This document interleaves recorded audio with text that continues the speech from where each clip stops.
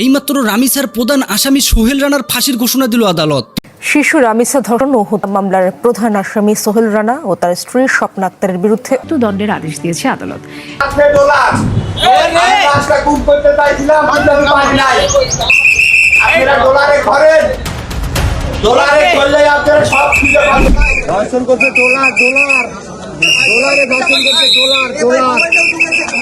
জন্য এই দেশের প্রত্যেকটি মেয়ের হয়ে আমি দাঁড়াবো ইনশাআল্লাহ।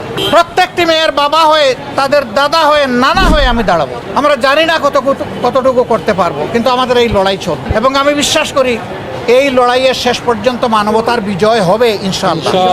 কোর্টে ওঠার সময় নাকি সে বলেছে অন্য কেউ জড়িত আছে, তাকে $2 লক্ষ দিয়েছে। এই এলাকায় ডলার নামে আছে একজন, কিন্তু ওনার তো সম্পৃক্ত আমরা পাইনি গেছে সেই জায়গায় যে কাজ করতো। ওই ডলারও অটো চালাইতো, ওই অটো চালায়, ওইখানে ঠিকঠাক করে।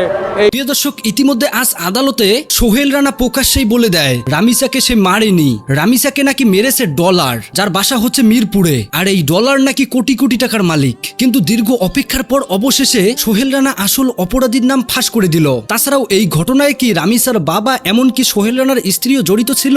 সমস্ত কিছু আজকের এই ভিডিওতে আপনাদের মাঝে দেখাবো।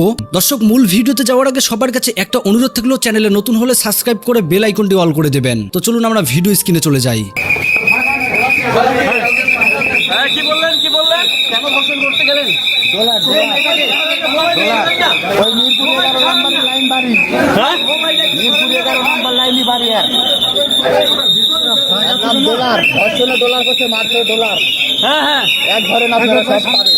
আপনার ওয়াইফ কি সাহায্য করেছে আপনাকে? আমার ওয়াইফ সাহায্য করেন, আমার ওয়াইফের কোনো দোষ নাই। শুধু দোষ আপনার? দোষ হচ্ছে যে ডলারের আছে। দোষ আপনার? স্যার, আমার দোষ আছে, কিন্তু ডলারেরও দোষ আছে। আপনি কি করেছিলেন? আমি একে অপরাধী না। আপনি কি করেছিলেন? আমি আপনার শুধু বাচ্চা দুটো করছি, ধর্ষণ করতে, ডলার মারছে, ডলার। কিন্তু ডিএনএ তো আপনার আমার কোনো ডিএনএ চেক লাইনি স্যার। কোনো জায়গায় আমার কোনো কিছু ডিএনএ চেক লাইনি। আপনার ডিএনএ টেস্ট নেয়নি কেন? নেয়নি, আমার ডিএনএ চেক এর অটোমেটিক লিখে দিছে স্যার। আপনি কি আগে থেকে টার্গেট করেছিলেন রামিসাকে? স্যার, এটা আমার ডলারে $2 লক্ষ দিতে চায়। রামিসা আসামিকে আপনি কি মনে করছেন? ডলার ডলার কে? ওই মিরপুর 11 নম্বর লাইন বাড়িয়ার। সে কি করে? অনেক ধনী লোকেরা, অনেক ধনী টাকাওয়ালা। বিচার সম্পন্ন হওয়া নয়, বিচার সম্পন্ন হওয়ার পরে শাস্তি বাস্তবায়নের দাবিতেই আমরা কর্মসূচি বাস্তব করেছি।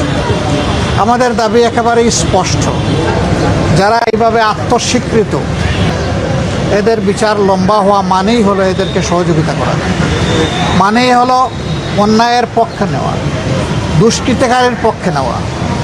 এখানে বিচারটা মাননীয় প্রধানমন্ত্রী তাদের বাসায় গিয়ে আশ্বস্ত করেছেন 15 দিনের মধ্যে বিচার সম্পন্ন করবেন।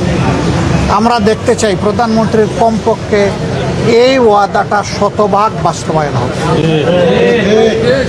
এবং এটি যদি বাস্তবায়ন হয় সারা বাংলাদেশের 18 কোটি মানুষ খুশি হবে, ওনার জন্য দোয়া করবে। আমরা ওনার জন্য দোয়া করতে চাই, দেখতে চাই 15 দিনে এই বিচার সম্পন্ন হবে।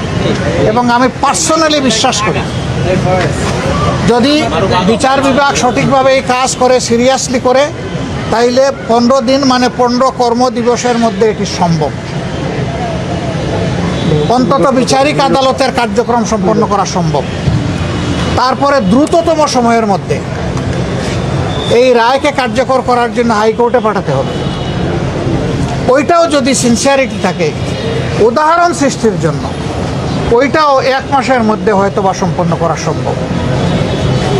এবং আমি অনুরোধ করব, আত্মস্বীকৃত এই ধরনের বদমাইশদের পক্ষে কোনো আইনজীবী যেন আদালতে না দাঁড়ায়।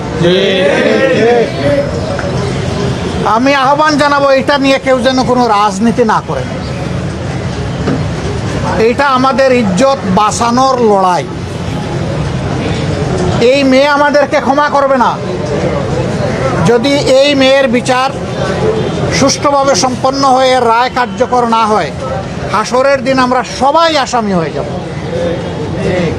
আমরা ওই আসামি হতে চাই না। একথা বারবার বলেছি আমরা, যে এরপরেও আর এই ধরনের দেখতে চাই না, কিন্তু না, হয়েই চলছে, বন্ধ হচ্ছে না। তার মূল কারণ হলো বিচারের নামে অবিচার, বিচারের নামে দীর্ঘসূত্রিতা এবং বিচারের নামে তামসা। এর কারণে বিচারের প্রতি মানুষের কোনো আস্থা নাই। রামিসার বাবা আব্দুল আন্নান মোল্লা, উনাকে যখন লোকেরা জিজ্ঞেস করেছিল আপনি বিচার চান কিনা, উনি বলেছেন আমি কার কাছে বিচার চাইব। আমরা বিচারের প্রতি এই যে অনাস্থা তৈরি হয়েছে বিভিন্ন ধরনের হস্তক্ষেপের কারণে, আমরা চাই অনাস্থার সংস্কৃতি থেকে বিচার বিভাগ বের হয়ে আসুক। বিচার বিভাগ 100 বার স্বাধীন হোক এবং 100 ভাগ স্বাধীনতা নিয়ে তারা বিচার করুক, ন্যায় বিচার করুক। আমরা ওইটাই দাবি করব।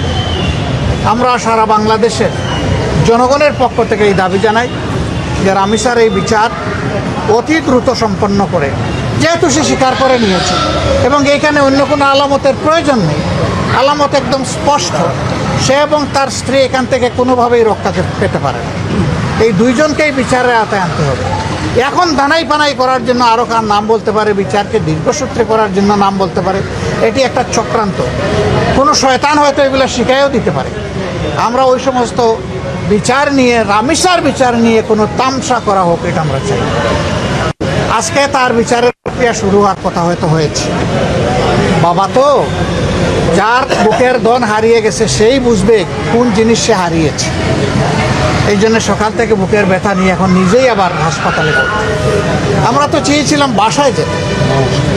যখন খবর পেলাম যে তিনি হাসপাতালেই ভর্তি, তখন চিন্তা করলাম যে অন্তত তাকে দেখে যাই, সান্ত্বনাটুকু দিয়ে যাই, জানিয়ে যাই যে সারা দেশবাসী, সারা জাতি, বাংলাদেশে এবং বাংলাদেশের বাইরে সবাই আপনাদের জন্য দোয়া করছে। উনি বড় আক্ষেপ করে বললেন যে এই দোয়া কি চেয়েছিলাম এইভাবে? আমি বললাম না, এইভাবে চান নাই, কিন্তু আপনি যা চাইছেন তার চাইতে এই ক্ষেত্রে আল্লাহ আপাতত আপনাকে বেশি দিয়েছে। এরকম বহু মানুষ দুনিয়া থেকে বিদায় নেয়। কেউ অন্যের মেয়ের জন্য চোখের পানি ফেলে না, আমার তো পড়েছে এবং আমি বিশ্বাস করি আমার মতো লাখো মানুষের পড়েছে। লাখো মায়ের চোখ থেকে পানি ঝরেছে, বাবার চোখ থেকে পানি ঝরেছে, ভাইয়ের চোখ থেকে পানি ঝরেছে। কিন্তু এরকম দুষ্কৃতিকারীরা এগুলা করবে আর আমরা চোখের পানি ফেলবো, এটা আমরা চাই। আমরা চাই এই সংস্কৃতি একদম বন্ধ হোক। ইনশাআল্লাহ আপনারা দোয়া করবেন। আমরা সংসদে আছি, আমার উপর একটা দায়িত্ব আছে, সরকারের ভালো কাজে সহযোগিতা করা, দেশে এবং সমাজে এবং সরকারে অন্যায় কিছু হলে তার প্রতিবাদ করা। 7 তারিখ বাজেট অধিবেশন শুরু হবে। আল্লাহ আমাকে বাঁচাইয়া রাখলে, তৌফিক দিলে, ওই দিনই আমি এই বিষয়টা সামনে নিয়ে আসবো ইনশাআল্লাহ। এবং শুধু রামিসার জন্য নয়, এই দেশের প্রত্যেকটি মেয়ের হয়ে আমি দাঁড়াবো ইনশাআল্লাহ। প্রত্যেকটি মেয়ের বাবা হয়ে, তাদের দাদা হয়ে, নানা হয়ে আমি দাঁড়াবো। আমরা জানি না কতটুকু করতে পারবো, কিন্তু আমাদের এই লড়াই চলবে এবং আমি বিশ্বাস করি এই লড়াইয়ের শেষ পর্যন্ত মানবতার বিজয় হবে ইনশাআল্লাহ, অসত্যের পরাজয় হবে ইনশাআল্লাহ। আমরা দোয়া করি রামিসাকে আল্লাহ তাআলা জান্নাতের পাখি হিসেবে কবুল করুন। তার মা বাবা দুজনই অসুস্থ, মা শয্যাশায়ী, বাবাও আজকে হাসপাতালে ভর্তি হয়ে গেলেন। এই দুইজনকে আল্লাহ তাআলা সুস্থতার নিয়ামত এনায়েত করুন। তার একটা মাত্র বোন, ও কচি মেয়ে, বয়স কত, কীভাবে তার বুকটা ধরায় রাখবে? হাত ধরাধরি করে এরা দুইজন কত খুনসুটি করেছে। সেই ছোট বোনটাই চলে গেল ওরে দুনিয়ায় রেখে, ও সহ্য করবে কীভাবে? আল্লাহ তাআলা ওলেও সবর করার তৌফিক দান করুন। আপনারা যারা এই ঘটনায় ব্যথিত হয়ে তাদের প্রতি সমবেদনা জ্ঞাপন করছেন এবং দর্শক খুনির প্রতি ধিক্কার এবং নিন্দা জ্ঞাপন করেছেন, আপনাদেরকে আমি অন্তরের অন্তঃস্থল থেকে ধন্যবাদ জানাই। আমি বলবো যে নীরবে শুধু ধিক্কার এবং নিন্দা নয়, আসুন এই ব্যাপারে আমরা সোচ্চার হই, সরব হই। আমি আপনাদেরকে কথা দিচ্ছি, আমরা এ নিয়ে রাজপথে আসি, আমরা এ নিয়ে সংসদে থাকব এবং এ নিয়ে রাজপথে আপনাদের সাথেও আমরা থাকবো ইনশাআল্লাহ। এদেশ আমাদের, এদেশকে, এই সভ্যতাকে, এই সংস্কৃতিকে, এই মানবতাকে জাগিয়ে তোলা, বাঁচিয়ে রাখা আমাদের সকলের সম্মিলিত দায়িত্ব। আল্লাহ তাআলা এই দায়িত্ব কয়েকদিন আগে রামিসার সাথে যখন এই ধরনের ঘটনা ঘটে, আমরা বলেছিলাম, নিউজ করেছিলাম যে এই ঘটনায় আরেকজন জড়িত আছে। নিউজটা অন্যান্য বড় বড় পত্রিকাও করে না, আমরা শুধুমাত্র কালের কণ্ঠের রেফারেন্স দিয়ে আমরা বলেছিলাম যে ঘটনার সাথে আরও একজন জড়িত আছে, তো সেই জনের নাম প্রকাশ করা হচ্ছে না। আর তার স্ত্রী ঘরের ভিতরে তাকে বন্দি করা ছিল, এই কথাটা আমরা বলেছিলাম। তো আজকে নতুন আদালত খোলার সাথে সাথে আমরা দেখেছি কি আসামির সোহেল তাকে যখন নিয়ে যাওয়া হয় সাংবাদিকদের উদ্দেশ্যে সে কিছু কথা বলেছে। আপনি খেয়াল করেছেন যে আজকে কিন্তু তাকে অনেক কনফিডেন্স মনে হয়েছে। মানুষজন ওর যে সর্বোচ্চ সাজা হতে পারে এটার কোনো ভয় তার মধ্যে আমি খুব কম দেখেছি। এবং সে আজকে একটা চাঞ্চল্যকর তথ্য দিছে যে আমি শুধু একা না, ডলার নামের একজন ব্যক্তি ছিল সাথে।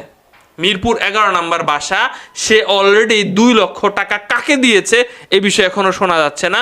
2 লক্ষ টাকা তাকে দিছে, হয়তোবা তার নাম যাতে এই মামলাতে না আসে এরকম ব্যাপার স্যাপার, হয়তোবা এটা ক্লিয়ার না ব্যাপারটা। তবে ডলার নামের একজন ব্যক্তি, সে নাকি মিরপুর 11-র অনেক প্রভাবশালী ব্যক্তি এবং তার অনেক সম্পত্তি আছে। সো সে নাকি এই ঘটনায় জড়িত এবং খুব ভালোভাবে জড়িত।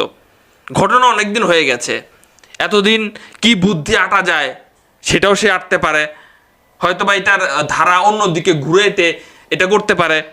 আজকে তোলার পরে তাকে অবশ্যই প্রথমে জিজ্ঞাসা করা হয় যে আপনি কি নির্দোষ কিনা বা আপনার স্ত্রী কতটা দোষী। সে বলতেছে যে আমার স্ত্রীর কোনো দোষ নাই, আমার স্ত্রী নির্দোষ, শুধুমাত্র তাকে পালাইতে সাহায্য করেছে। কিন্তু এই ঘটনার সাথে ডলার জড়িত, তার মানে সেখানে আরও একজন ব্যক্তি সত্যি সত্যি ছিল, ডলার নামের একজন ব্যক্তি সত্যি সত্যি ছিল। আমরা দেখেছি যে দিক দিয়ে তারা বের হয়ে অনেকক্ষণ ঝুলে থেকে পালিয়ে গেছে, সেই এলাকার সিসিটিভি ফুটেজ এখন দেখতে হবে, ভালো মতো দেখতে হবে। আমি যতটুকু দেখলাম যে নাই, সেই এলাকা আসলে সেই রকম এলাকা না। তো সেই বাসায় কি 2 জন ছিল উপস্থিত? এখানে কিছু কিছু পত্রপত্রিকা এসেছে যে সে স্বীকার করেছে যে সে তার খায়েশ পূর্ণ করেছে, কিন্তু ডলার নামের ওইজন ব্যক্তি তখন তার সাথে ছিল হয়তো, তো তাকে দুনিয়া থেকে বিদায় করতে সাহায্য করেছে বা সে করেছে। সে অন্যজনের আরও একজনের নাম, যার নাম ডলার, সো তার নাম বলতেছে আপনার পত্রপত্রিকায় বা তার বক্তব্য অলরেডি আপনারা নিউজে দেখেছেন। তো আমরা জাস্ট একটু আলোচনা করতেছিলাম যে ঘটনা এখনই অন্যদিকে ঘুরে গেছে মোর বাংলাদেশে। এই যে আসামি যদি এখন আদালতে গিয়ে অস্বীকার করে যে না আমি এখানে পুরোপুরি জড়িত না, আমার এতটুকু সাজা বা সর্বোচ্চ সাজা পাওয়ার মতো আমি যোগ্য না, আরও একজন আছে তারে ধরলে অনেক কিছুই পাবেন, তার মানে এই যে এইটার যে বলে দিল এটার জন্য তো অনেক সময় ক্ষেপণ হবে। এরপরে বলতেছে কিছু কিছু পত্রপত্রিকায় দেখলাম যে আমার যে রিপোর্ট আছে এই রিপোর্ট মন গড়া, ডিএনএ রিপোর্টের কথা বলতেছি, মন গড়া। মানে এতটা প্রভাবশালী ওই ব্যক্তি এত বড় একটা মামলার এতটা প্রভাব ফেলেছে, আসলে ডলারটা কে? তাকে ধরা উচিত কিনা আপনাদের কাছে কি মনে হয়? কমেন্ট বক্সে লিখবেন। নাম কি ডলার, তার মানে কি অনেক টাকা পয়সা আছে। এই ঘটনায় কাউকেই যেন ছাড় দেওয়া না হয়। তদন্ত যে কমপ্লিট হয়ে গেল, সেই তদন্তে তার নাম বা তার সে রিমান্ডে গেল, এতদিন শুনলাম না সাংবাদিকদের সামনে, তখন সে এসে বলল আসলে ঘটনার পিছনে ঘটনা আছে কিনা জাতি জানতে চায়। আর কত মস্করা করবেন জাতির সাথে, আর কত এই যে সাজা কার্যকর না করে শুধুমাত্র সাজা দিয়ে বসে থাকবেন। আগের অনেক মামলায় সাজা হয়ে আছে, যেগুলো হয়ে আছে সেগুলোও তো একটা কার্যকর করে দেখাইতে পারেন। এখন ফাইলের নিচে ফাইল পড়তেছে, মানুষজন ভুলে যাচ্ছে। একটা টাকা দিয়ে হয়তো বা একটা ফাইলের নিচে ফেলাইলাম, আর একটা ফাইলের নিচে ফেলাইলাম। বাংলাদেশে তো মামলার অভাব নেই। সেই ফাইল উঠতে উঠতে তার বয়স 60-70, কোনো একদিন কারাগারেই চলে যাবে, আমাদের টাকা পয়সা দিয়েছে, খাওয়া দাওয়া করবে। এই কাহিনী কতদিন চলবে? বন্ধুরা, এতক্ষণ থেকে পুরো ভিডিওটি প্রথম থেকে শেষ পর্যন্ত দেখার জন্য আপনাদেরকে অসংখ্য ধন্যবাদ। পুরো ভিডিওতে দেখতেই পেলেন শেষ পর্যন্ত সোহেল রানা আদালতে এমনকি সামাজিক যোগাযোগ মাধ্যমে প্রকাশ করে দিল এই ঘটনা আমি করিনি, এই ঘটনায় জড়িত ছিল ডলারই এই কাজটা করেছে। ডলারের নাকি অনেক টাকা পয়সা, সে গা আড়াল দিয়েই রয়েছে। তবে সোহেল রানাকে দেখা গিয়েছে সে কনফিডেন্স নিয়ে কথা বলেছে, তার মনে কোনো ভয় ছিল না, কারণ সে নাকি নির্দোষ। তাছাড়াও সোহেল রানার স্ত্রীও এই ঘটনায় একদম নির্দোষ, তাদেরকে নাকি ফাঁসিয়েছে এই ডলার। তো বন্ধুরা, কে এই ডলার? কেন এখনো পুলিশ তাকে ধরতে পারলো না? তবে এখানে শুধু সোহেল রানা একাই জড়িত নয়, এর সাথে ডলারও জড়িত আছে। দুইজনই আসলে সমান অপরাধী। তো প্রিয় দর্শক, পুরো ভিডিও দেখার পর আপনাদের মতামত কি কমেন্ট বক্সে জানাবেন। আর হ্যাঁ, এই ডলার এমনকি সোহেল রানার তাছাড়াও তার স্ত্রী, এদেরকে নিয়ে আপনাদের মতামতকে অবশ্যই কমেন্ট করে জানাবেন। আর হ্যাঁ, ভিডিওটি প্রচুর পরিমাণে শেয়ার করুন যাতে সবাই জানতে পারে আসল সত্যিটা। আল্লাহ হাফেজ।